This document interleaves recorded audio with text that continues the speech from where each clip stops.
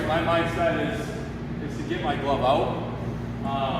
Where I feel like I've kind of started to learn the last year where instead of going out like this, where I feel like I'm getting out this shot. If you want to come around, Marty? Yeah, get it to the other side. So if I'm going out with my glove, I feel like I'm still giving up a lot of real estate over here. Where if I were to just change it and go like this, I feel like I'm taking up more space. You can probably see it on camera, where it's just a lot of the hands.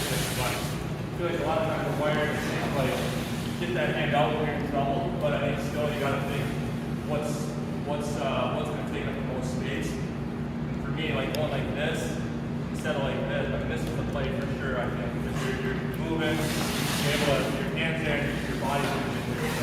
So you're absolutely right. I want you to think about it like this. It's angle before depth, right? Yes, correct. This is not a deck, right? It's not a play where you're sliding. Pull your glove out again. Your glove is at the top of the crease. Yeah. On a play where you're not square to the puck. Now adjust it. Now it might even go back here. It might go back here. Now look where the crease is way back here. Yeah. So yeah, I mean that's just like exactly angle before depth for sure. Yeah, angle's the most important thing. Good. So I'm going to argue that if Charlie's glove is out in front and I'm trying to chip a rebound over him, the puck has a better chance of hitting his glove than it is if it's back closer to the net and closer to his body. So I would say when it makes sense to have your glove out is if the puck's maybe a little bit closer, where you know for a fact you're taking over, like you're on top of that puck.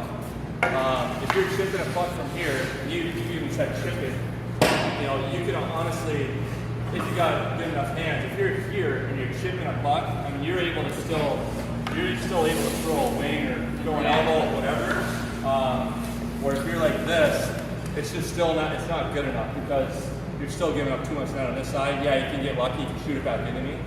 But So, and I'll say this, Marty, when you're right is when the puck isn't quite as far off the angle.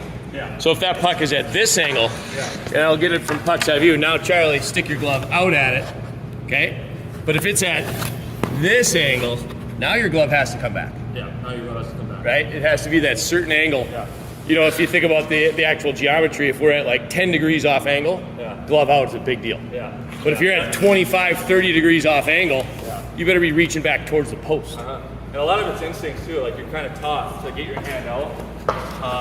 But I just even feel like if you got your hand like this and they're taking a shot there, your hand's in a good spot, and I think you're still, depending on how they come off the shot, I think you're still in a good spot where you got eyes on that puck, and you're still able to react to it the best that you can. So if you're like this, it's hard to even, you know, like it's harder to react, it's harder to track the puck. So When you really get your glove out, show us this, your butt goes down.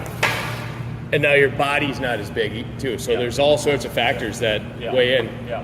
So but it's tough. Like it's easier said than done for sure.